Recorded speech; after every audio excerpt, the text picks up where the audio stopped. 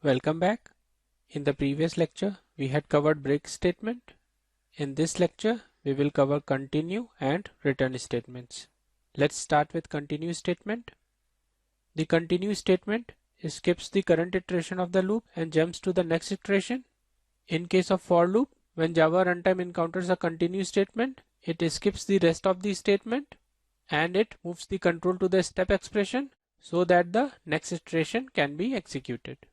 In case of while loop, when Java runtime encounters a continue statement, it skips the rest of the statement and moves the control to the Boolean expression. Similarly, in do while loop, when Java runtime encounters a continue statement, it moves the control to the Boolean expression. Let us use continue statement to solve a problem which was there in one of the previous exercises. This example prints all the numbers between 1 and 100 which are divisible by 5. To solve this, I used modulus operator. If number is divisible by 5, then only print it. Let's solve this problem using continue statement. Comment out the existing logic, Ctrl+Shift/, save it, copy and print the system.out.println statement. Save the file. Now if I run this program, I will get all the numbers between 1 and 100. Let's verify, run the program, and I get all the numbers between 1 and 100 in the output. But I want this statement to execute for the numbers which are divisible by 5 and skip this statement for rest of the numbers. Let's see. Type if I modulo 5 not equals 0, continue, save the file. For numbers such as 1, 2, 3 and 4, this Boolean expression will be true and hence Java runtime will execute continue statement for such numbers. This will skip the system.out.println statement because continue statement takes the control to the step expression. But for numbers such as 5, 10 and 15, this Boolean expression will be false and hence control will not enter if block and will continue executing system.out.println statement, thus printing all the numbers divisible by 5. Run this program and we get all the numbers between 1 and 100 which are divisible by 5. Let us check another example on continue. Remember this example? We had already seen it with break. Run this program. Each row is a table of a number. First row is table of 1. Second row is table of 2. And so on. We have table till 100. Last row is a table of 100. Let's copy the output in Notepad++. Ctrl A, Ctrl C. Open Notepad++, Ctrl V. This time I don't want to print the whole table or stop at some particular number as seen in the break statement example. But this time I just want to print the number of times particular number appears. For example, 24 appears 6 times but 17 appears only once. Before we code, let us first finalize the logic.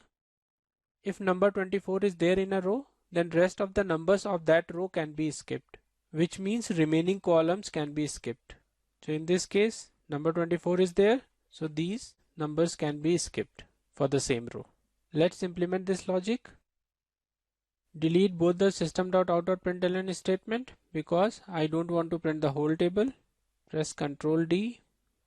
Press Ctrl D for this statement as well. Save the file.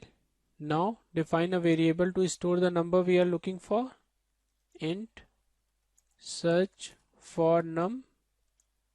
Initialize it to 24. And another variable to store the number of times above number appears. Int count and initialize it to 0. And at the end, this program should print the value of the count variable. Provide system.out.println statement. Type sysout, control space. Type the expression.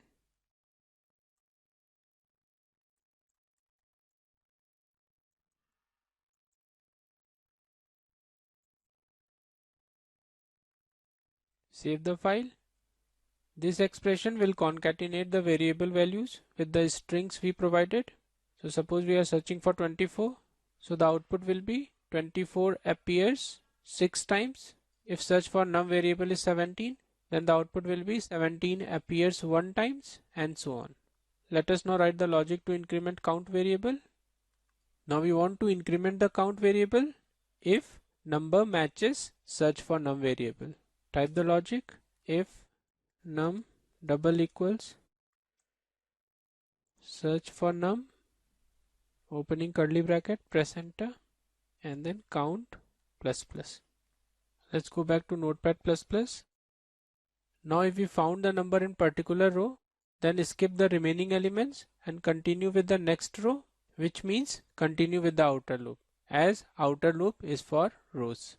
So let us add this logic as well. Type continue outer, save the file. That's it. Run the program. It correctly prints 24 appears 6 times. Let's check it for 17. Save it. The output is 17 appears 1 times. Now even though we are getting correct output, but number of iteration can be further reduced. Let us look at the whole table again. If we are searching for 24 and the first column of the row is 24, then no need to check for the other rows. Which means we can just ignore these unnecessary iterations. If we are searching for 78,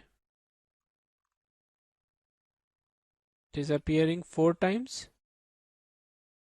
But if the first column of the row is 78, then these rows can be skipped. Let us define the logic. If a particular number is found in a row and the COL variable of inner loop is 1, then the whole iterations can be stopped, which means we can break out of the outer loop. Let us implement this logic. If COL double equals 1, then break outer. Save it, run it, correct output for 17. Let's check for 24. Save it, run it, and correct again. The output is same, but we have saved some CPU time. This will make sense when you are processing huge data. Suppose you have to find something in 2 gigabytes of file and you find it on second row. Then why to unnecessary process remaining rows? Just stop over there. An important on the job tip, whenever you are implementing some logic, don't just stop when you get expected results. Always try to improve the solution. Think how you can use less memory and CPU time. Always remember, correct logic may not be the logical solution always. Let's discuss the final topic of this lecture, return statement. Return statement is not related to selection or looping statements, but it is directly related to methods. This is one of the ways methods talk to each other in Java. Return statement will be covered in detail in future lectures, as this topic is too important to skip.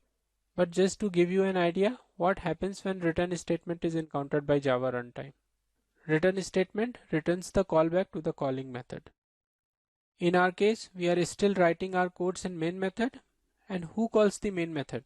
It is Java virtual machine. So when return statement is encountered in main method, Java runtime returns the control to the Java virtual machine and your program ends. Let's see an example on this. On execution, this program first prints loop starts, then it prints number from 1 to 10, and finally it prints loop ends. Let's verify this. Run this program and we get the expected output. Let me add one more statement. If I double equals to, opening curly bracket, press enter, return semicolon.